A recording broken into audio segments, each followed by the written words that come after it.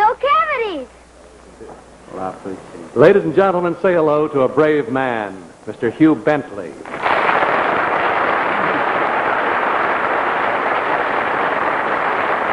Mr. Bentley, where do you make your home now? Columbus, Georgia. Yes. But at the time of our story, you lived in your birthplace, Phenix City, Alabama, right across the river from Columbus, Georgia. Yes, sir. Let's begin your story. This is your life, Hugh Bentley.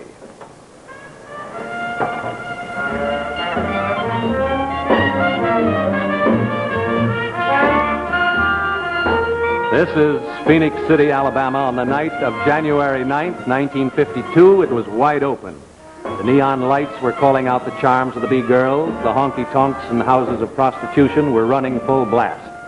Lotteries, gambling, and narcotics were raking in an annual $100 million in a town not 25,000 in size.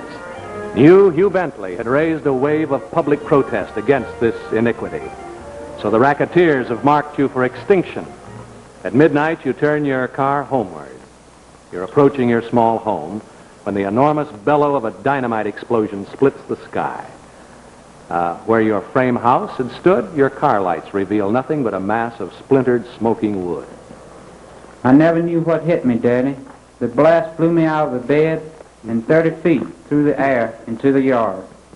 Mother and I were buried by pieces of the house until you and Hugo pulled us out. Well, the voices of your two sons. By a miracle, they and your wife survived that attempt to kill you, kill all of you. Here from Fort Lee, Virginia, is your son, Lieutenant Hugh Bentley, and your 15-year-old son, Truman Bentley. 2 cases of dynamite had been set off on your front porch. Did any of you suffer any lasting effects, Lieutenant Bentley? Yes, the mother suffered severe shock, and she often today has occasional blackouts from it. This savage act was a try at killing your father or frightening him into quitting his effort at cleaning up your town. Did it work, Truman? No, sir, they couldn't scare him off, and we told him to keep on fighting. The highest stakes a man can risk are the lives of himself and his family. What made your father willing to take such a chance, Hugh? Well, Ralph, I think it was because of Truman and myself and young people like us. The town was so corrupt, it wasn't a decent place to live in, and there was corruptness everywhere, and so Daddy wanted a decent place for all the young people to grow up in. Thank you, Lieutenant Hugh Bentley and Truman Bentley. We honor you, Lieutenant Bentley, and all men in uniform as the nation salutes. Armed Forces Week now being observed. You see your boys a little later there.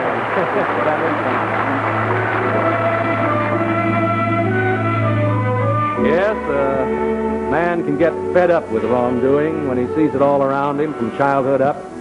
Phenix City was your hometown, Hugh. You were born there. The 7th son of an invalid father.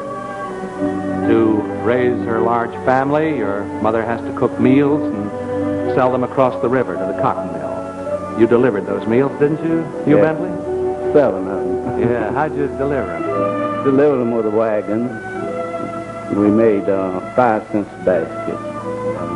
5 cents a dozen a basket, 25 cents a week. From the age of 9, you work your way delivering newspapers, and your young eyes see the things that cause your town to be called Sin City. What evidence of crime do you remember seeing as a boy there? Well, a lot of people getting hurt, beaten on the streets, and a lot of prostitution, and a lot of gambling mostly, so forth. Federal troops smashing? Yes, sir, the federal troops coming in and smashing up the whiskey back in 1916 when I was a child. You see boyhood chums of yours take the easy way of crime, but you choose the other road, joining the Baptist church in your teens, teaching wrestling at the YMCA. When you're 23, you marry a wonderful girl, and that autumn you open a sporting goods store. It's after your children are born that you no longer can endure conditions in your town. Unsolved murders, children taught to be procurers, dope being sold to teenagers. One day, the tears of a teenage girl show you the price that Phenix City youngsters were paying. This girl had dressed all up to be in a parade across the river in Columbus. And what happened, Hugh Bentley?